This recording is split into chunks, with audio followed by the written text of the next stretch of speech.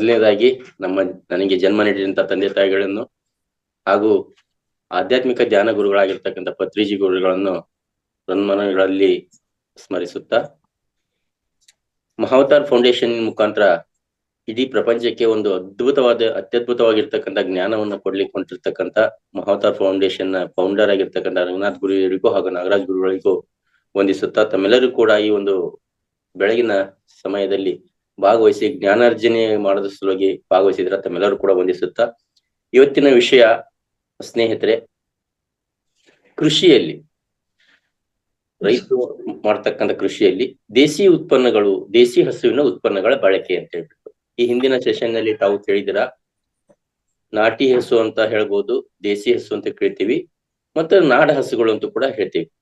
ಈ ಹಸುಗಳ ಉತ್ಪನ್ನಗಳು ಅಂತಂದಾಗ ಎಲ್ಲೆಲ್ಲಿ ಅದನ್ನ ಬಳಕೆ ಮಾಡಬಹುದು ತಾವೆಲ್ಲ ನೋಡ್ತಾರೆ. ದಿನನಿತ್ಯದಲ್ಲಿ ಆ ಕಾಮಧೇನು ಅಂತಂದು ಕೂಡ ಅದನ್ನ ಪೂಜನೆಗೆ ಅರ್ಹರಾಗಿರ್ತಕ್ಕಂಥ ಒಂದು ಜೀವಿ, ಪ್ರಾಣಿ ಅಂತಂದು ಹೇಳ್ಬಹುದು.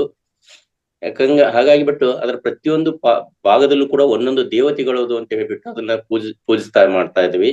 ಗೃಹ ಪ್ರವೇಶ ಮಾಡ್ಬೇಕಾದ್ರೆ ಅತ್ಯವಶ್ಯವಾಗಿ ಆ ಒಂದು ಗೋಮಾತೆ ಬೇಕೇ ಬೇಕಾಗಿದೆ.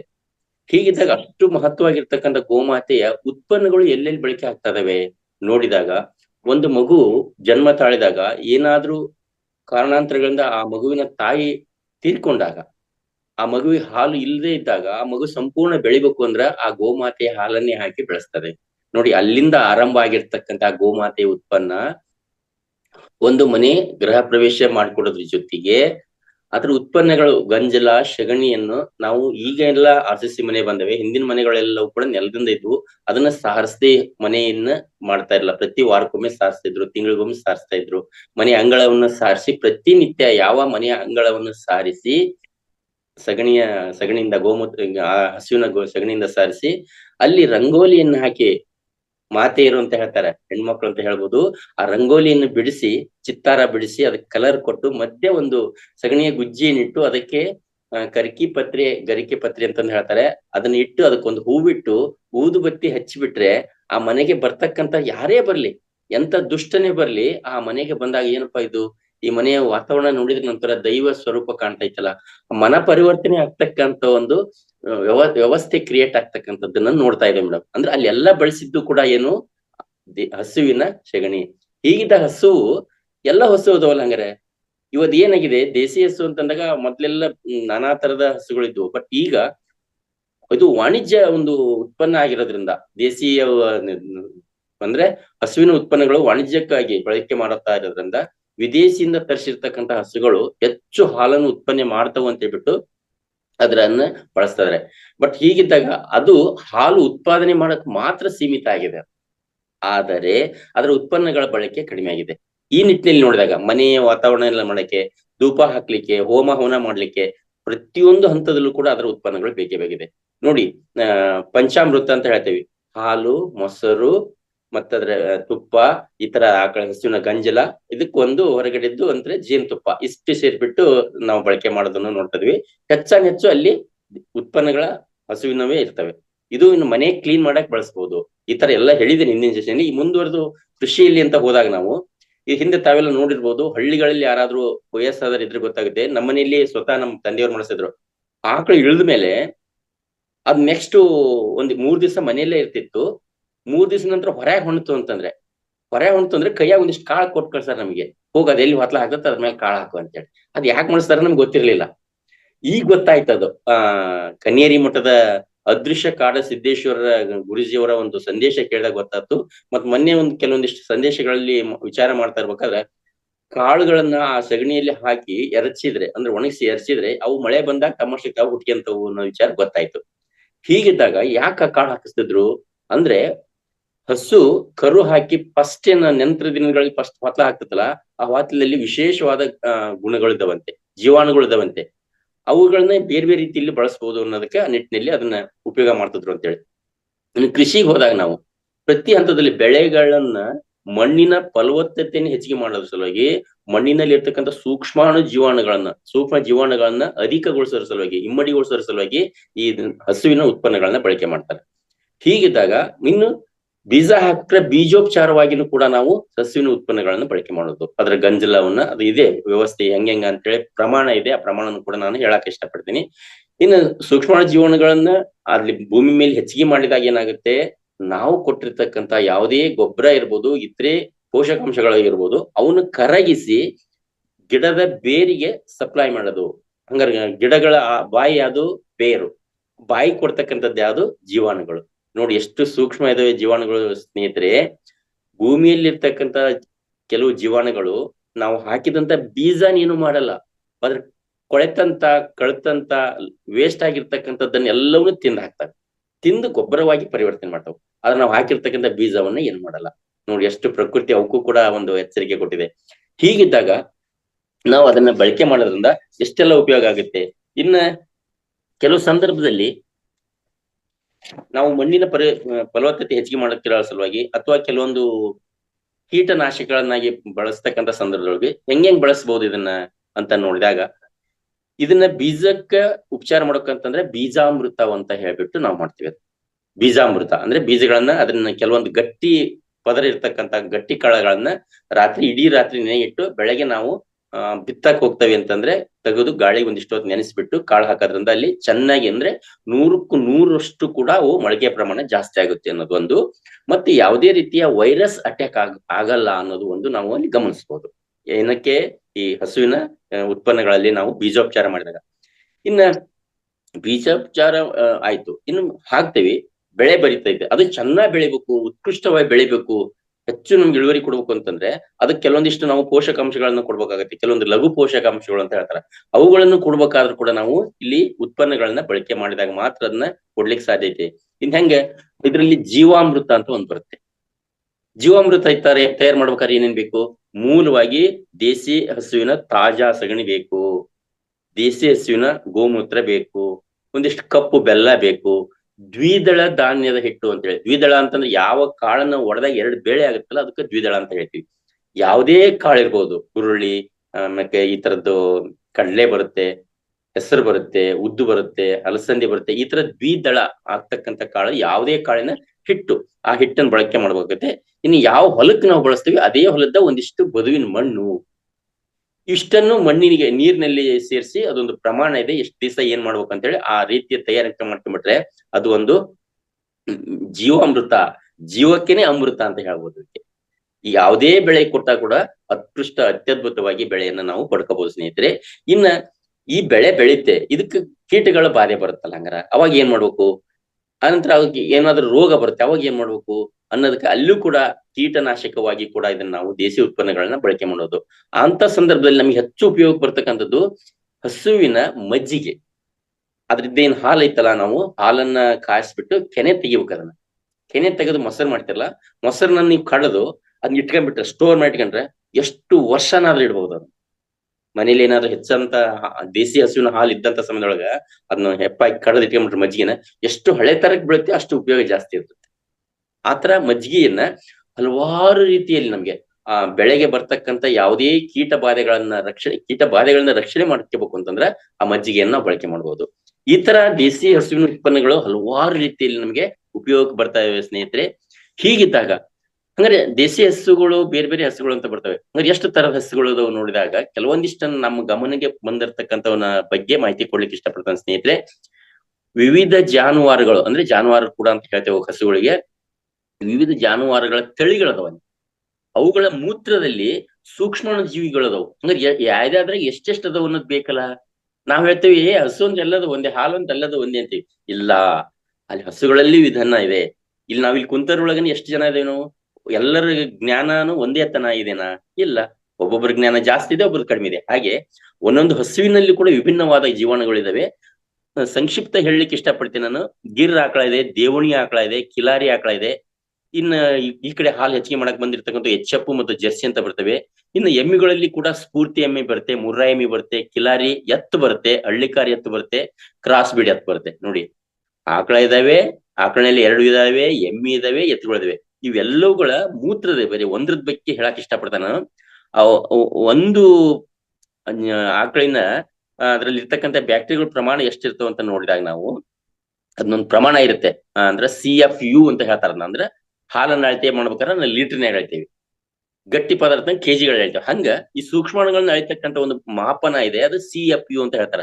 ಅದು ಎಷ್ಟಿರುತ್ತೆ ಅಂತಂದಾಗ ಇಲ್ಲಿ ಆ ಮಣ್ಣಿನಲ್ಲಿರ್ತಕ್ಕಂತ ಸಾರಜನಕವನ್ನ ಕರಗಿಸ್ತಕ್ಕಂಥದ್ದು ಆ ಸೂಕ್ಷ್ಮ ಜೀವಾಣುಗಳು, ಇನ್ನ ರಂಜಕವನ್ನು ಕರಗಿಸ್ತಕ್ಕಂತ ಸೂಕ್ಷ್ಮ ಜೀವಾಣುಗಳು ಯಾವುದೇ ಅದ್ರಾಗ ಎಷ್ಟೆಷ್ಟು ಇರ್ತಾವ ಅಂತ ನೋಡ್ಲಾಗಿ ಗಿರ್ ಅಂತ ಆಕಳು ಬರ್ತಲ್ಲ, ಅದ್ರಲ್ಲಿ 322 ಪಾಯಿಂಟ್ ಇದ್ರೆ, ಇದರಲ್ಲಿ ಸಿಲಿಂಡರ್ಗಳು 1 ಪಾಯಿಂಟ್ ಇದ್ರೆ, ಇನ್ನ ಬೇರೆ ಬೇರೆ ರೀತಿಯಲ್ಲಿ ಬೇರೆ ಬೇರೆ ಬರುತ್ತೆ. ದೇವಣಿ ಆಕಳಿನಲ್ಲಿ 311 ಬರುತ್ತೆ, ಕಿಲಾರಿ ಆಕಳುಗಳಲ್ಲಿ 310 ಬರುತ್ತೆ. ಇದು ದೇಸಿ ಆಕಳುಗಳ ಒಂದು ಇದನ್ನ ನೋಡಿದಾಗ. ಹಂಗಾರೆ ಇದನ್ನ ಸಾರಜನಕವನ್ನು ಕರಗಿಸ್ತಕ್ಕಂತ ಪ್ರಮಾಣ ನೋಡಿದಾಗ ಗಿರ್ ಆಕಳಿನಲ್ಲಿ 16% ಇದ್ರೆ, ದೇವಣಿಯಲ್ಲಿ ಬರೀ 2% ಇದೆ. ಇನ್ನ ಕಿಲಾರಿಯ ಆಕಳುಗಳಲ್ಲಿ 15% ಇದೆ. ಏನಿದು ಅದ್ರ ಮೂತ್ರದಲ್ಲಿರ್ತಕ್ಕಂಥ ಗಂಜಲದಲ್ಲಿರ್ತಕ್ಕಂಥ ಜೀವಾಣುಗಳು, ಸೂಕ್ಷ್ಮ ಜೀವಾಣುಗಳನ್ನ ಎಷ್ಟು ಪ್ರಮಾಣದಲ್ಲಿ ಇರ್ತಾವು, ಸಾರಜನಕ ರಂಜಕವನ್ನು ಕರಗಿಸಿ ಬೆಳೆಗಳಿಗೆ ಸಪ್ಲೈ ಮಾಡ್ತಕ್ಕಂಥ ಒಂದು ವ್ಯವಸ್ಥೆ ಮಾಡ್ಲಿಕ್ಕೆ ಯಾವ್ಯಾವ್ದ್ರಲ್ಲಿ ಎಷ್ಟೆಷ್ಟು ಪ್ರಮಾಣ ಅಂತ ಇರುತ್ತೆ. ಇದೊಂದು ಸಂಪೂರ್ಣ ಚಾರ್ಟೇ ಬರುತ್ತೆ ಸ್ನೇಹಿತರೆ. ಇದು ಫಿಸಿಕಲ್ ಆಗಿದ್ದಾಗ ನಾವು ಬರೆದ್ಬಿಟ್ಟು ಕಂಪ್ಲೀಟ್ ಆಗಿ ಅರ್ಥ ಮಾಡಿಸ್ಬೋದು. ಇಷ್ಟನ್ನ ಮಾತ್ರ ನಾನು ಹೇಳಕ್ ಇಷ್ಟಪಡ್ತೀನಿ. ಇನ್ನ ಒಂದ್ ಹೇಳ್ತೀನಿ, ಬೀಜಾಮೃತ ಮಾಡ್ಬೇಕು ಅಂತ ಹೇಳಿದ್ವಲ್ಲ, ಹಂಗ ಬೀಜ ಹಾಕ್ಬೇಕಾದ್ರೆ ಬೀಜ ಅಮೃತ ಹೆಂಗ್ ಮಾಡ್ಕೋಬಹುದು? ಒಂದು 100 ಕಿಲೋಗ್ರಾಮ್ ನಾವು ಏನಾದ್ರೂ ಕಾಳುಗಳನ್ನ ಅದಾವ್ ಹಾಕವು ಅಂತಂದ್ರೆ ಅದಕ್ಕೆ ಬೇಕಾಗಿರ್ತಕ್ಕಂಥ ಪ್ರಮಾಣ ದೇಸಿ ಹಸುವಿನ ಆಕಳ ಒಂದು 5 kg ಸಾಕು. ದೇಸಿ ಹಸುವಿನ ಮೂತ್ರ ಒಂದು 5 ಲೀಟರ್. ಇದನ್ನೇ ಮಾಡಬೇಕು, ಒಂದು 20 ಲೀಟರ್ ನೀರಿಗೆ ಹಾಕಿ ಚೆನ್ನಾಗಿ ಕಳ್ಳಿ ನಾವು ಹಾಕ್ತಕ್ಕಂಥ ಬೀಜಗಳನ್ನ ನಾಳೆ ಬಿತ್ತೇವೆ ಅಂದ್ರೆ ಇವತ್ತಿನ ದಿವಸ ಅವನ್ನೆಲ್ಲ ಒಂದು ಚೀಲದಲ್ಲಿ ಕಟ್ಬೇಕು. ದೊಡ್ಡದಾದ ಬ್ಯಾರ್ಲಿಗೆ ಇದನ್ನ ಹಾಕ್ಬೇಕು. ಯಾವ್ದು? ಗಂಜಲ, ಸೆಗಣಿ ಮತ್ತು ನೀರನ್ನ ಹಾಕಿ ಚೆನ್ನಾಗಿ ಕಳ್ಳಿ ಒಂದು ಚೀಲಕ್ಕೆ ಕಟ್ಟಿ ಅದನ್ನ ಜೋತ್ ಬಿಡ್ಬೇಕು. ಅದನ್ನ ನೆಲಕ್ಕೆ ತಡ್ಸಂಗಿಲ್ಲ, ಅದ್ರ ಹಂಗೆ ಬೆಳತಂಕ ನೆನಿತದ. ಅಥವಾ ಕೆಲವೊಂದು ಕಾಳುಗಳನ್ನ ತಾಸು ಗಂಟ್ಲೆ ಇಟ್ಟು ಸಾಕು.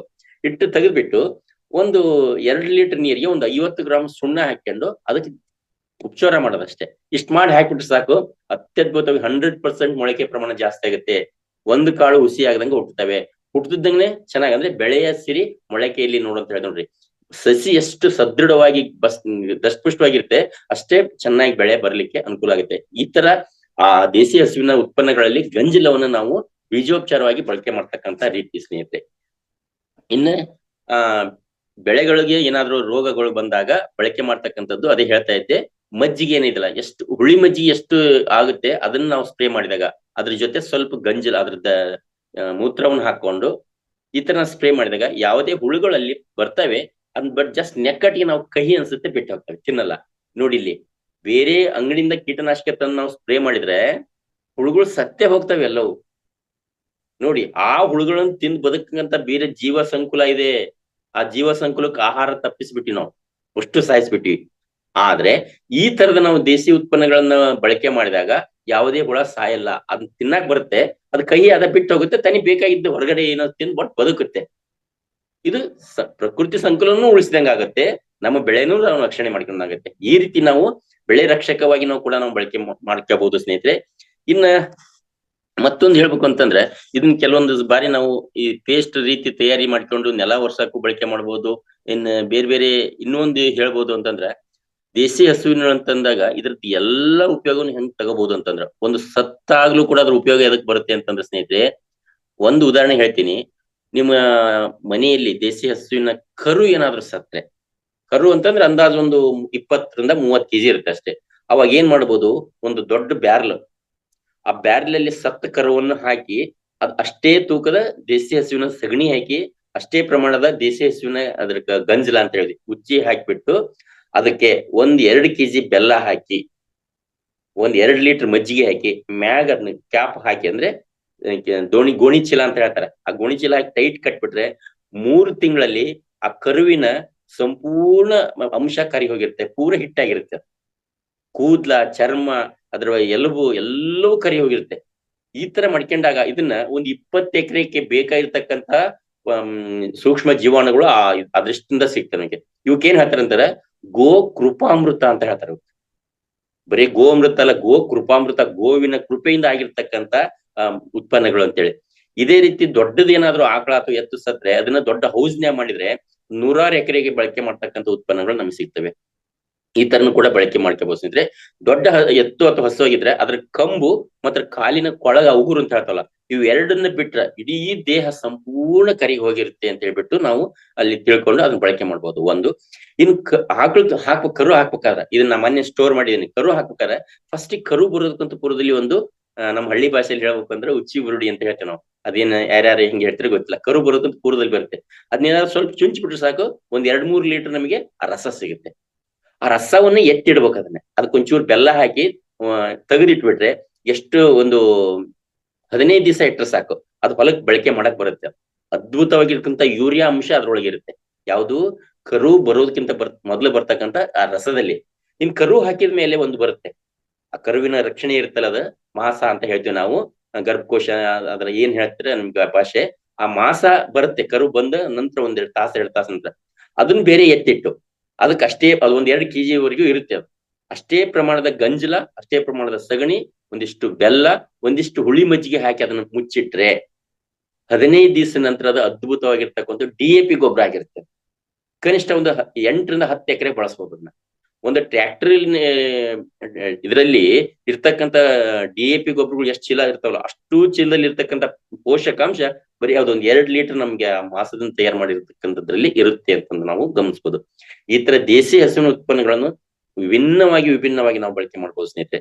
ಇನ್ನ ಕೊನೆಯ ಒಂದು ಅಂಶ ಹೇಳ್ಬೇಕು ಅಂತಂದ್ರೆ, ಕೃಷಿಯಲ್ಲಿ ನಮಗೆ ಕೀಟನಾಶಕವಾಗಿ ಬಳಸಿದ್ವಿ ಕರೆ. ಇನ್ನು ಇದನ್ನ ಕೆಲವು ಸಂದರ್ಭದಲ್ಲಿ ನಮಗೆ ಕಳೆಗಳು ಬಹಳ ಕಾಡ್ತವೆ. ನಮಗೆ ಅಂದ್ರೆ ಬೇಡವಾದ ಕಳೆಗಳು ಬರ್ತವೆ, ಅವುಗಳನ್ನ ನಾಶ ಮಾಡ್ಬೇಕಲ್ಲ. ಹಂಗಾರೆ ಇದಕ್ಕೆ ಏನ್ ಮಾಡ್ತಾರ, ಹೊರಗಡೆ ಅಂಗಡಿಯಿಂದ ಇವತ್ತು ಸಿಕ್ಕಾಬಟ್ಟೆ ಕಳೆನಾಶಕಗಳು ಬಂದವೆ.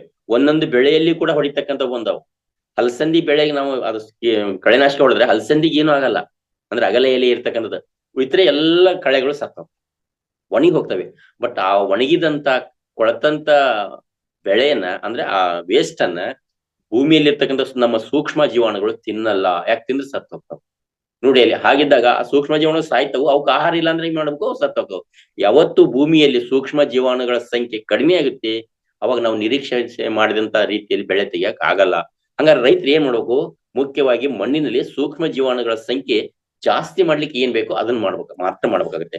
ಹೀಗಿದ್ದಾಗ ಕಳೆಯನ್ನ ನಾಶ ಮಾಡ್ಬೇಕಲ್ಲ, ಬೇಡವಾದ ಕಳೆ ತೆಗಿಬೇಕಲ್ಲ. ಅದಕ್ಕೆ ಏನ್ ಮಾಡ್ಬೇಕು ಅಂತಂದ್ರೆ, ಒಂದು ಇಲ್ಲಿ ದೇಸಿ ಹಸುವಿನ ಆ ಮೂತ್ರ ಏನ್ ಬರ್ತಲ್ಲ, 10 ಲೀಟರ್ ದೇಸಿ ಹಸುವಿನ ಮೂತ್ರಕ್ಕೆ 2 kg ಎಕ್ಕದ ಎಲೆ ಅಂತ ಹೇಳ್ತೀವಿ. ಬಿಳಿ ಎಕ್ಕದ ಎಲೆ ಆದ್ರೆ ಇನ್ನು ಚೆನ್ನಾಗಂತ 2 kg ಹರಳು ಉಪ್ಪು ನೋಡ್ತಿರ್ಲ, ಹರಳು ಉಪ್ಪು, ಒಂದು ಅರ್ಧ kg ಸುಣ್ಣದ ಕಲ್ಲು, ಒಂದು 2-3 ನಿಂಬೆ ಹಣ್ಣು, ಇವಿಷ್ಟನ್ನು ಮತ್ತು ಒಂದು 20 ಲೀಟರ್ ನೀರ್ ಬೇಕಾಗುತ್ತೆ. ಒಂದು 20 ಲೀಟರ್ ನೀರಿಗೆ ಹಿಡಿತಕ್ಕಂತ ಬ್ಯಾರ್ಲಿಗೆ ಈ ಎಕ್ಕದ ಎಲೆ ಇವನ್ನೆಲ್ಲವನ್ನು ತಿರುವಿ ಸಣ್ಣಕ್ ಮಾಡಿ ಅದ್ರಲ್ಲಿ ಹಾಕಿ ಒಂದಿಷ್ಟು ಪ್ರಮಾಣದಲ್ಲಿ ಅದಕ್ಕೆ ಸುಣ್ಣ ಹಾಕಿ ತಯಾರಿಸಿಟ್ಬಿಟ್ರೆ, ಒಂದು ವಾರದ ನಂತರ ನೀವು ಯಾವುದೇ ಕಳೆ ಮೇಲೆ ಹೊಡ್ರಿ, ಬೇಡವಾದಂತ ಹುಲ್ಲು ಐತಿ, ಸಪ್ಪು ಕಸ ಐತಿ, ಅದ್ರ ಮೇಲೆ ಸ್ಪ್ರೇ ಮಾಡ್ರಿ, ಕ್ರಮೇಣ ಒಣಗಿ ಹೋಗುತ್ತೆ. ಅದು ಒಣಗಿದ ನಂತರ ಅದನ್ನ ಕೊಳತದ್ದನ್ನ ನಮ್ಮ ಮಣ್ಣಿನಲ್ಲಿ ಇರ್ತಕ್ಕಂಥ ಸೂಕ್ಷ್ಮ ಜೀವಾಣುಗಳು ತಿಂದ್ರೆ ಅವಕ್ ಒಳ್ಳೆ ಆಹಾರ ಅದ. ಅವು ತಿಂಡಿ ಮಾಡ್ತಾವ್, ಇನ್ನೂ ಮಣ್ಣನ್ನ ಜಾಸ್ತಿ ಮಾಡ್ಕೊಡ್ತಾವ, ನಮಗೆ ಪೌಷ್ಟಿಕವಾದಂತ ಗೊಬ್ಬರವನ್ನು ತಯಾರು ಮಾಡ್ತಾವ್. ಈ ರೀತಿ ಹಲವಾರು ರೀತಿಯಲ್ಲಿ ನಮಗೆ ದೇಸಿ ಹಸುವಿನ ಉತ್ಪನ್ನಗಳನ್ನ ಬಳಕೆ ಮಾಡಿಕೊಂಡು ರೈತರು ಅತ್ಯದ್ಭುತವಾದ ಒಂದು ಬೆಳೆ ತೆಗೆದ್ರ ಜೊತೆಗೆ ಈ ಸಮಾಜಕ್ಕೆ ಮಾರಕ ಆಗದಂಗೆ ನಾವು ಪೂರಕ ಆಗ್ಬೇಕು. ಇವತ್ತೇನಾಗಿದೆ, ಕೃಷಿ ಮಾರಕ ಆಗ್ಬಿಟ್ಟಿದೆ. ಸಿಕ್ಕಾಬಟ್ಟೆ ರಾಸಾಯನಿಕ ಗೊಬ್ಬರಗಳು, ಸಿಕ್ಕಾಬಟ್ಟೆ ಕ್ರಿಮಿನಾಶಕಗಳು, ಸಿಕ್ಕಾಬಟ್ಟೆ ಕಳೆನಾಶಕಗಳು, ಇವುಗಳನ್ನ ಬಳಸಿದ್ಮೇಲೆ ಏನಾಗುತ್ತೆ, ನೆಲಕ್ಕೆ ಬೀಳುತ್ತೆ, ನೀರಿನಲ್ಲಿ ಸೇರುತ್ತೆ, ನೀರಿನ ಜೊತೆ ಹರಿದು ಬಿಟ್ಟು ನದಿ ಕೊಳ್ಳಗಳನ್ನು ಸೇರಿ ಅಲ್ಲೂ ಮಾಲಿನ್ಯ, ಸೂಕ್ಷ್ಮ ಜೀವಾಣುಗಳನ್ನು ಸಾಯಿಸಿ ಅದು ಪರಿಸರಕ್ಕೆ ಮಾಲಿನ್ಯ. ಆಮೇಲೆ ಬೆಳೆದಂತೆ ಬೆಳೆ ಸಂಪೂರ್ಣ ವಿಷ ಆಗಿರುತ್ತೆ. ಆ ವಿಷದ ಆಹಾರ ತಿಂದು ನಾವು ಕೂಡ ಇವತ್ತು ಅಸ್ತವ್ಯಸ್ತ ಆಗಿದ್ದೇವೆ, ಶಕ್ತಿಹೀನರಾಗಿದ್ದೇವೆ. ನೋಡಿ, ಇದಕ್ಕೆಲ್ಲ ಮೂಲ ಕಾರಣ ನೋಡಿದಾಗ ಎಷ್ಟೊಂದು ವಿಚಿತ್ರವಾದ ನಡೀತಾ ಇದೆ. ಈಗ ಪ್ರಪಂಚ ಉಳಿಬೇಕು, ಜೀವ ಸಂಕುಲ ಹಾಳಾಗಬಾರ್ದು, ಜೊತೆಗೆ ಮನುಷ್ಯರಿಗೂ ಕೂಡ ಒಳ್ಳೇದಾಗಬೇಕು, ಆರೋಗ್ಯ ಚೆನ್ನಾಗಿರ್ಬೇಕು ಅಂದ್ರೆ, ನಮ್ಮ ಆಯುಷ್ಯ ವೃದ್ಧಿ ಆಗ್ಬೇಕು ಅಂತಂದ್ರೆ ಈ ರೀತಿ ಕೃಷಿಯಲ್ಲಿ ನಾವು ದೇಸಿ ಹಸುವಿನ ಉತ್ಪನ್ನಗಳನ್ನು ಬಳಕೆ ಮಾಡ್ಕೊಂಡಾಗ ಅತ್ಯುತ್ತಮವಾದ ಆಗುತ್ತೆ ಅಂತ ಹೇಳ್ಬೋದು ಸ್ನೇಹಿತರೆ. ಇದ್ರ ಜೊತೆಗೆ ಒಂದು ಕೊನೆಯ ಪಾಯಿಂಟ್ ಏನಂತಂದ್ರೆ, ನಮ್ಮ ಈ ಧ್ಯಾನ ಗುರು ಪತ್ರಿಜಿ ಅವರು ಕೊಟ್ಟಿರ್ತಕ್ಕಂಥ ಸಂದೇಶ ಅಂತಂದ್ರೆ, ಪಿರಮಿಡ್ ಬಳಕೆ. ಪಿರಮಿಡ್ ಗಳನ್ನ ಎಲ್ಲೆಲ್ಲಿ ಬಳಸ್ತಾ ಇದ್ರು, ಈ ಪಿರಮಿಡ್ ಗಳನ್ನ ನಾವು ಕುತ್ಕೊಂಡು ಧ್ಯಾನ ಮಾಡ್ಲಿಕ್ಕೆ ಬಳಸ್ತೇವೆ. ಅದರಿಂದ ನಮಗೆ ಅತ್ಯದ್ಭುತವಾಗಿರ್ತಕ್ಕಂಥ ಜ್ಞಾನ ತಗೊಳ್ತಾ ಇದೀವಿ. ಹೀಗಿದ್ದಾಗ ಮನೆ ಮೇಲೆ ಹಾಕಿದಾಗ, ಟೆರೆಸ್ ಮೇಲೆ ಹಾಕಿದಾಗ, 10 by 10 ಹಾಕಿದಾಗ, ಆ ಮನೆಯಲ್ಲಿ ಇರ್ತಕ್ಕಂಥ ಎಲ್ಲರ ಗಮನನು ಕೂಡ ಒಂದು ಕಂಟ್ರೋಲಿಗೆ ಬರುತ್ತೆ, ಒಳ್ಳೆ ಆಲೋಚನೆಗಳು ಬರ್ತವೆ, ಧ್ಯಾನಸ್ಥರಾಗ್ತಾರೆ. ಒಂದು ಈ ರೀತಿ ನೋಡಿದಾಗ ಇನ್ನು ಬೆಳೆಗಳಿಗೆ ನಾವು ಈ ಪಿರಮಿಡ್ ಗಳನ್ನ ಬಳಕೆ ಮಾಡಿದಾಗ ಎಷ್ಟು ಪ್ರಮಾಣದ ಬಳಸ್ಬೇಕು, ಎಷ್ಟು ಬಳಸ್ಬೇಕು ಅನ್ನೋದನ್ನ ನಮ್ಮ ರಂಗನಾಥ್ ಗುರುಜಿಗಳು ಕರೆಕ್ಟ್ ಆಗಿ ಮಾಡಿ ಆಲ್ರೆಡಿ ಬೆಳೆ ತೆಗಿತಾ ಇದಾರೆ ಇದ್ರಲ್ಲಿ. ನೋಡಿ, ಅವರು ಪಿರಮಿಡ್ ಬಳಕೆ ಮಾಡಿದ್ದಾರೆ, 1 ಎಕರೆಗೆ 18 ಪಿರಮಿಡ್ ಬಳಸಿದ್ದಾರೆ. ಜೊತೆಗೆ ಅವ್ರ ದೇಸಿ ಹಸುಗಳನ್ನ ಅದಕ್ಕಾಗಿನೇ ಕೊಂಡು ದೇಸಿ ಹಸುವಿನ ಉತ್ಪನ್ನಗಳನ್ನೇ ಬಳಸ್ತಾ ಇದಾರೆ. ಇನ್ನು ಕೃಷಿನೇ ಮಾಡ್ಬೇಕು ಅಂತ ಹೇಳ್ಬಿಟ್ಟು ನೋಡಿ, ಹೊರಗಡೆ ಬೇಕಾದಷ್ಟು ಜನ ಬೇರೆ ಬೇರೆ ತರ ಮಾಡ್ತಾರೆ. ಬಟ್ ನಮ್ಮ ರಂಗನಾಥ್ ಗುರುಜಿ ಅವ್ರ ಕಾಳಜಿ ಹೆಂಗಿದೆ ಅಂತಂದ್ರೆ, ಕೃಷಿಗೆ ನಾವು ಒತ್ತು ಕೊಡ್ಬೇಕು, ಕೃಷಿಯನ್ನ ನಾನು ಮಾಡಿ ತೋರಿಸ್ಬೇಕು, ಬೇರೆಯವ್ರು ಮಾಡ್ತಾರಲ್ಲ ಗೊತ್ತಿಲ್ಲ, ನಾನ್ ಮಾಡಿ ತೋರಿಸ್ಬೇಕು ಅಂತ ಮಾದರಿಯಾಗಿ ಮಾಡ್ತಾ ಇದಾರೆ. ಮಾಡಿ ಬೆಳೆಗಳನ್ನ ಬೆಳೀತಾ ಇದಾರೆ. ಎಷ್ಟು ದಿನ ಇಟ್ರು, ಕಟ್ ಮಾಡಿ ಇಟ್ರು ಕೂಡ ಫ್ರೆಶ್ ಆಗಿದಾವೆ, ಟೇಸ್ಟಿ ಆಗಿದಾವೆ, ಇಳುವರಿ ಕೂಡ ಜಾಸ್ತಿ ಬರ್ತಾರೆ. ಇಷ್ಟೆಲ್ಲ ಇದ್ದಾಗ ನಾವ್ ಯಾಕೆ ಬಳಕೆ ಮಾಡ್ಬಾರ್ದು? ಯಾವುದು ಪಿರಮಿಡ್ ಬಳಕೆ ಮಾಡಿ ಕೂಡ ನಾವು ಕೃಷಿಯಲ್ಲಿ ಬೆಳೆಯನ್ನ ಇನ್ನೂ ಇಮ್ಮಡಿಗೊಳಿಸಬಹುದು ಸ್ನೇಹಿತರೆ. ಈ ರೀತಿ ಸಂಪೂರ್ಣವಾದ ನಾವು ಕೃಷಿಯಲ್ಲಿ ದೇಸಿ ಹಸುವಿನ ಉತ್ಪನ್ನಗಳ ಜೊತೆ ಪಿರಮಿಡ್ಗಳನ್ನು ಕೂಡ ಬಳಕೆ ಮಾಡ್ಕೊಂಡು ಬೆಳೆಗಳನ್ನು ಬೆಳೆದು ನಾವು ಅತ್ಯುತ್ತಮ ಶ್ರೇಷ್ಠ ಮಾದರಿ ರೈತರ ಆಗೋಣ ಅಂತ ಹೇಳಲಿಕ್ಕೆ ಇಷ್ಟಪಡ್ತೇನೆ ಸ್ನೇಹಿತರೆ. ಅವಕಾಶ ಕೊಟ್ಟಿದ್ದಕ್ಕಾಗಿ ನನ್ನ ತೊದಲು ನುಡಿಗಳನ್ನು ಕೇಳಿದಂತ ತಮ್ಮೆಲ್ಲರೂ ಕೂಡ ವಂದಿಸ್ತಾ ನನ್ನ ಮಾತಿಗೆ ಅಂತಿಮ ವಿರಾಮವನ್ನು ಇಡ್ತಾ ಇದ್ದೇನೆ. ನಮಸ್ತೆ ಗುರುಜಿ. ಎಸ್, ಥ್ಯಾಂಕ್ ಯು ಸನೇಗೌಡ್ರ, ಧನ್ಯವಾದಗಳು. ಅದ್ಭುತವಾದ ರೀತಿಯಲ್ಲಿ ನಮ್ಮ ದೇಶೀಯ ಆಕಳ ಈ ಉತ್ಪನ್ನಗಳನ್ನೋದು ಬಹುಲ ಯಥೇಚ್ಛವಾಗಿ ನಾವು ಈ ವ್ಯವಸಾಯದಲ್ಲಿ ಉಪಯೋಗಿಸಿದ್ರೆ ಇನ್ನು ಈ ರೀತಿಯಲ್ಲಿ ನಾವು ಮಹಾವತಾರ್ ಫಾರ್ಮ್ ಮಾಡ್ತಾ ಇದೀವಿ ಈಗ. ಸೊ ನೀವೂ ಸಹ ನಿಮ್ಮ ಫಾರ್ಮಲ್ಲಿನೂ ಉಪಯೋಗಿಸ್ತಾ ಇದ್ರಿ ಮತ್ತೆ ಅದರಲ್ಲಿ ಪಾಲನೆ ಮಾಡ್ತಾ ಇದ್ರಿ. ಇದು ನೀವೊಂದು ಒಳ್ಳೆ ಮಾದರಿ, ಅಂದ್ರೆ ಒಂದು ಬೆಸ್ಟ್ ಎಕ್ಸಾಂಪಲ್ ತರ ನೀವು ಮಾಡ್ತಾ ಹೋಗ್ತಾ ಇದ್ರಿ. ಅದೇ ರೀತಿಯಲ್ಲಿ ಮಹಾವತಾರ್ ಫಾರ್ಮ್ ನಡೀತಾ ಇದೆ ಈಗ. ಸೊ ಪ್ರತಿಯೊಬ್ಬರು ಇದನ್ನ ಅಳವಡಿಸ್ಕೋಬೇಕು. ಇದು ಹೇಳ್ಬೇಕಂದ್ರೆ ಒಂದು ಎಮರ್ಜೆನ್ಸಿ ಅಂತ ಹೇಳ್ಬೋದು. ಆ ರೀತಿಯಲ್ಲಿ ನಾವು ಇದೀವಿ ಈಗಾಗಲೇ. ನಮ್ಮ ಹೆಲ್ತ್ ಹೇಗಿದೆ ಅಂದ್ರೆ ಒಂದು ICU ಇದು ನಾವೆಲ್ಲ. ಈ ಇಡೀ ಪ್ರಪಂಚವೇ ಆರೋಗ್ಯಪರವಾಗಿ ICU ಕೂತ್ಕೊಂಡಿದೆ, ಹೋಗಿ ವೆಂಟಿಲೇಟರ್ ಮೇಲೆ ಇದೆ. ಆರೋಗ್ಯನೇ ಇಲ್ಲ, ಅನಾರೋಗ್ಯ ಕಡೆ ಹೆಚ್ಚಾಗಿ ಕಾಡಿಸ್ತಾ ಇದೆ. ಎಲ್ಲಿ ನೋಡಿದ್ರು ಅನಾರೋಗ್ಯ. ಮತ್ತೆ ಇಷ್ಟು ಹಾಸ್ಪಿಟಲ್ಸು, ದೊಡ್ಡ ದೊಡ್ಡ ಸೈಂಟಿಸ್ಟ್ಗಳು, ಇದೆಲ್ಲ ಏನು ಅಂತ ಒಂದ್ಸಲ ನೋಡಿದ್ರೆ ವಿಚಿತ್ರ ಆಗತ್ತೆ. ಇದೆಲ್ಲ ನಾಟಕನ ಅಂತ ಅರ್ಥ ಆಗತ್ತೆ. ಎಲ್ಲ ಒಂಥರ ಈ ಸಂಪಾದನಕ್ಕೋಸ್ಕರ ಮಾಡೋಂಥ ನಾಟಕನೇ ಅಂತ ಕಾಣಿಸ್ತದೆ ಬಿಟ್ಟು ಇನ್ನೇನು ಕಾಣಿಸ್ತಾ ಇಲ್ಲ ಅಲ್ಲಿ. ಅದಕ್ಕೆ ಅಟ್ಲೀಸ್ಟು ನಮ್ಮ ಪ್ರಾಚೀನದ ಎನಿ ಟೈಮ್ ಅಂದರೆ ನಾವು ಪ್ರಾಚೀನ ಜ್ಞಾನಕ್ಕೆ ಹೋಗ್ಬೇಕು, ಪ್ರಾಚೀನ ಪದ್ಧತಿಗಳು ಹೋಗ್ಲೇಬೇಕಾಗತ್ತೆ. ಈಗಾಗಲೇ ತುಂಬ ಜನ ಅದು ಅರ್ಥ ಮಾಡ್ಕೊತಾ ಇದ್ದಾರೆ. ಸಾವಯವ ಕೃಷಿ ಬಗ್ಗೆ, ಸಾವಯವ ಪದಾರ್ಥಗಳ ಬಗ್ಗೆ. ನಿನ್ನೆ ಒಂದು ಸಾವಯವ ಮೇಲೆ ನಡೀತಾ ಇದೆ ಇಲ್ಲಿ ಬ್ಯಾಂಗ್ಳೂರಲ್ಲಿ, ಅದನ್ನು ತಲುಪಿಸಿದ್ವಿ ಎಲ್ಲ ಗ್ರೂಪಲ್ಲಿ. ಸೊ ನೀವು ನೋಡ್ಬೋದು. ಆ ರೀತಿಯಲ್ಲಿ ಸಾವಯವ ಕೃಷಿ, ಸಾವಯವ ಪದ್ಧತಿಗಳು, ದೇಶೀಯ ಆಕಳ ಉತ್ಪನ್ನಗಳು ಇವೆಲ್ಲ ಉಪಯೋಗಿಸ್ಕೊಂಡಿದ್ರೆ ನಮ್ಮ ಆರೋಗ್ಯ ನಮ್ದಾಗತ್ತೆ. ಯಾವುದೇ ರೀತಿಯಲ್ಲಿ ತೊಂದರೆಗಳಾಗಲ್ಲ. ಅಟ್ಲೀಸ್ಟ್ ಅರ್ಥ ಮಾಡಿಕೊಂಡು ಯಾರ್ಯಾರು ಸಾಧ್ಯವಾಗುತ್ತೋ ಎಲ್ಲರೂ ವಾಪಸ್ ಬನ್ನಿ. ಇನ್ನೇನು ಆ ದುಡ್ಡು ಬಗ್ಗೆ ಎಷ್ಟಂತ ಯೋಚನೆ ಮಾಡ್ತೀರಾ? ಆ ದುಡ್ಡು ಈ ಸಂಪಾದನೆ ಮಾಡಬೇಕು, ಈ ಬ್ಯಾಂಕಲ್ಲಿ ಇಟ್ಕೋಬೇಕು, ಇದು ಈ ಒಡೆಯಲು ಇದು ಮಾಡ್ಕೋಬೇಕು, ಆ ಪ್ರಾಪರ್ಟಿ ಮಾಡಬೇಕು, ನಮ್ಮ ಮಗಳಿಗೆ ಇದು ಕೊಡಬೇಕು, ಅದು ಎಷ್ಟಂತ ಕೊಡ್ತೀರಾ? ಏನು ಮಾಡ್ತೀರಾ? ದೇಹವೇ ಒಂದು ದಿವಸ ಬಿಟ್ಟು ಹೋಗ್ತದೆ.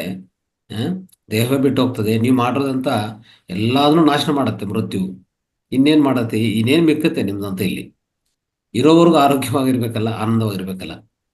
ನೀವು ಎಷ್ಟುವರೆಗೆ ಇರ್ತೀರೋ ಈ ಭೂಮಿ ಮೇಲೆ, ನೀವು ಆರೋಗ್ಯವಾಗಿರಿ, ಆನಂದವಾಗಿರಿ. ಅದಕ್ಕೆ ಬೇಕಾಗಿರೋಂಥದ್ದು ಏನು ಬೇಕೋ ಅದು ಮಾಡಿ. ಅನಾವಶ್ಯಕವಾಗಿ ಏನೇನೋ ಸಂಪಾದನೆ ಮಾಡಬೇಕು, ದೊಡ್ಡ ದೊಡ್ಡ ಸಾಧನೆ ಏನೋ ಮಾಡ್ಬೇಕಂತ ಮಾಡಿ ಒಳ್ಳೆ ಜ್ಞಾನ ತಿಳ್ಕೊಳ್ಳಿ. ಒಳ್ಳೆಯ ಜ್ಞಾನ, ಎಲ್ಲ ಪ್ರಾಪಂಚ ಜ್ಞಾನ ಏನೇನಿದೋ ಎಲ್ಲ ಕಲೆಗಳು ಎಲ್ಲ ಮಾಡ್ಕೊಳ್ಳಿ. ಆದರೆ ಏನು ಶಾಶ್ವತವಾಗಿ ನಿಮ್ಮ ಜೊತೆಗೆ ಬರುತ್ತೋ ಅದು ಮಾತ್ರ ಬೆಳೆಸ್ಕೊಳ್ಳಿ. ಅಶಾಶ್ವತವಾದೆಲ್ಲ ಬಿಟ್ಬಿಡಿ, ಈಗಲೇ ಬಿಟ್ಬಿಡಿ, ಇವತ್ತೇ ಬಿಟ್ಬಿಡಿ, ಅದು ಉತ್ತಮದು. ಸೊ ಈ ರೀತಿಯಲ್ಲಿ ಮಾಡ್ಕೋಬೇಕು. ಸೊ ಅದ್ಭುತ ರೀತಿಯಲ್ಲಿ ಸನ್ನೇಗೌಡರು ಇವತ್ತು ತಿಳಿಸ್ಕೊಟ್ಟಿದ್ದಾರೆ. ಇದು ನಾವೆಲ್ಲ ಪಾಲನೆ ಮಾಡೋಣ. ಓಕೆ. ಸೊ ಈಗಾಗಲೇ ನಾವು ರೈತರು ಇರ್ತೀರಿ ಇಲ್ಲಿ, ಮತ್ತೆ ರೈತರು ಇಲ್ಲ ಅಂದ್ರೂ ನಿಮಗೆ ಸಾಧ್ಯವಾದರೆ ಸಿಟಿಯಲ್ಲಿದ್ರೂ ಸಹ ಸೊ ನಿಮ್ಮ ಹತ್ರ ಒಂದು ಅರ್ಧ ಎಕರೆ 1 ಎಕರೆ ತಗೊಂಡು ಈ ಸಾವಯವ ಕೃಷಿ ಶುರು ಮಾಡಿ. ಒಂದು ಖಂಡಿತ ನೀವು ದೇಶಿ ಆಕಳನ್ನು ತಗೊಂಡು, ಅಂದರೆ ದೇಶಿ ಹಸುವನ್ನು ಕಟ್ಕೊಂಡು ಸೊ ನೀಟಾಗಿ ಅದನ್ನು ಸಾಕಿ, ಅದೊಂದು ಪುಣ್ಯಕರ್ಮ, ಅತ್ಯಂತ ಪುಣ್ಯಕರ್ಮ. ಅದ್ರ ಜೊತೆಗೆ ಒಳ್ಳೆ ಆಹಾರ ತಿನ್ನಿ, ಒಳ್ಳೆ ಆಹಾರ ಹಂಚಿ ಎಲ್ಲರಿಗೂ. ಆ ರೀತಿಯಲ್ಲಿ ಮಾಡ್ಕೋಣ. Thank you Sannigowda, thank you so much. ನಮಸ್ತೆ ಗುರುಜಿ. ಎಸ್, ತುಂಬಾ ಧನ್ಯವಾದಗಳು ಸನ್ನೇಗೌಡ ಸರ್. ಅದ್ಭುತವಾದ ವಿಷಯಗಳನ್ನ ನೀವು ತಿಳಿಸಿದಿರಿ. ಯಾಕಂದ್ರೆ ನೀವು ಹೇಳ್ತಾ ಇರುವಾಗ ನಂಗೆ ನೆನಪಾಯ್ತು, ನಾವು ಚಿಕ್ಕರಿರುವ ಶಾಲಾ ದಿನಗಳ ನೆನಪಾಯ್ತು. ಊರಲ್ಲೆಲ್ಲ ಮಣ್ಣಿನೆಲ್ಲ ಸಗಣಿ ಮನೇಲೆಲ್ಲ 8 ಹೊತ್ತು ಆಕಳು ಸಾಕ್ತಿದ್ರು. ಅದನ್ನ ಸಾರಿಸಿ ರಂಗೋಲಿ ಇಡೋದೇ ಒಂಥರ ಖುಷಿ. ಅದರಿಂದ ಏನ್ ಪ್ರಯೋಜನ ಅಂತ ಗೊತ್ತಿರ್ಲಿಲ್ಲ, ಆಮೇಲೆ ಗೊತ್ತಾಗಿದ್ದು. ಈಗ ಸರ್ ನಮ್ಮ ಮನೆಯಲ್ಲಿ ಇಲ್ಲಿ ಕೂಡ ನಾವು ಸ್ವಲ್ಪ ತರಕಾರಿ ಅದೆಲ್ಲ ಹಾಕಿದ್ದೀವಿ. ಊರಿಗೆ ಹೋದಾಗ ಅಲ್ಲಿ ಆಕಳು ಸಾಕಿದ್ರೆ ಅದರ ಒಂದು ಗೋಮೂತ್ರ ಮಜ್ಜಿಗೆ ಎಲ್ಲ ತಂದು ಸಿಂಪಡಿಸ್ತಾ ಇದ್ವಿ. ಆದ್ರೆ ಕೆಲವು ಎಲೆಗಳಿಗೆಲ್ಲ ಹುಳ ಬರ್ತದೆ ಸರ್.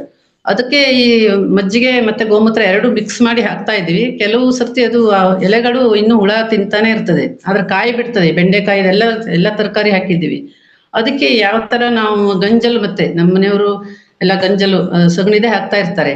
ಮತ್ತೆ ಏನ್ ಮಾಡ್ಬೇಕು ಅಂತ, ನಾನು ಯಾವುದೇ ರಾಸಾಯನಿಕ ಹಾಕ್ತಾ ಇಲ್ಲ ಸರ್. ಅದು ಒಂದು ಪ್ರಶ್ನೆ ಇದೆ ನನಗೆ. ಈ ವಿಡಿಯೋನೆಲ್ಲ ಕಳ್ಸ್ಕೊಡ್ತೀನಿ ನಾನು ಅವರಿಗೆ. ಆಯ್ತು, ಏನಿಲ್ಲ ಮೇಡಮ್, ಸಿಂಪಲ್. ಅತ್ಯಂತ ಕಹಿ ಇರ್ತಕ್ಕಂಥ ಗಿಡಗಳು ಅದಾವ ಕೆಳಗಂದೆ ಪರಿಸರದೊಳಗೆ. ಕಿಸಂದಾರಿ ಗಿಡ ಅಂತ, ಕಾಂಗ್ರೆಸ್ ಗಿಡ, ಈ ತರ ಅಂದ್ರೆ ಯಾವ ತಿಂದಿರಲ್ಲ. ಅದು ಕಹಿ ಇರ್ತಕ್ಕಂಥವು. ಎಕ್ಕದ ಎಲೆ, ಕಣಗಿಲೆಲ್ಲ ಹೂ ಬಿಡ್ತಿಲ್ರಿ, ಕಣಗಿದ ಎಲೆ, ಆ ಎಲೆಯನ್ನು ಹರ್ಕೊಳ್ರಿ, ಚೆನ್ನಾಗಿ ಮಿಕ್ಸಿ ಹಾಕ್ರಿ. ಅದನ್ನ ಈ ಗಂಜಲ ಮತ್ತು ಮಜ್ಜಿಗೆ ಸೇರಿಸಿ ಸ್ಪ್ರೇ ಮಾಡ್ರಿ ಅಷ್ಟೇ, ಸಣ್ಣ ಪ್ರಮಾಣದಾಗ. ಯಾವ ಹುಳನೂ ಇರಲ್ಲ, ಇದ್ರ ಬಿಟ್ಟು ಹೋಗ್ತವೆ. ಇಷ್ಟೇ ಸಿಂಪಲ್ ಮೇಡಮ್. ಧನ್ಯವಾದಗಳು ಸರ್, ತುಂಬಾ ಖುಷಿ ಆಯ್ತು. ಜೊತೆಗೆ ನೀವು ಪಿರಮಿಡ್ ಅನ್ನು ಬಳಸ್ಬೇಕು ಅಂತ ಕೂಡ ಹೇಳಿದ್ರಿ. ಮತ್ತೆ ನೀವು ಮತ್ತೆ ಗುರುಗಳು ಕೂಡ ನಮ್ಗೆಲ್ಲರಿಗೂ ಮಾದರಿ ಆಗಿದ್ದೀರಿ. ತುಂಬಾ ಧನ್ಯವಾದಗಳು ವಿಷಯಗಳನ್ನು ತಿಳಿಸಿದಕ್ಕೆ. Thank you sir.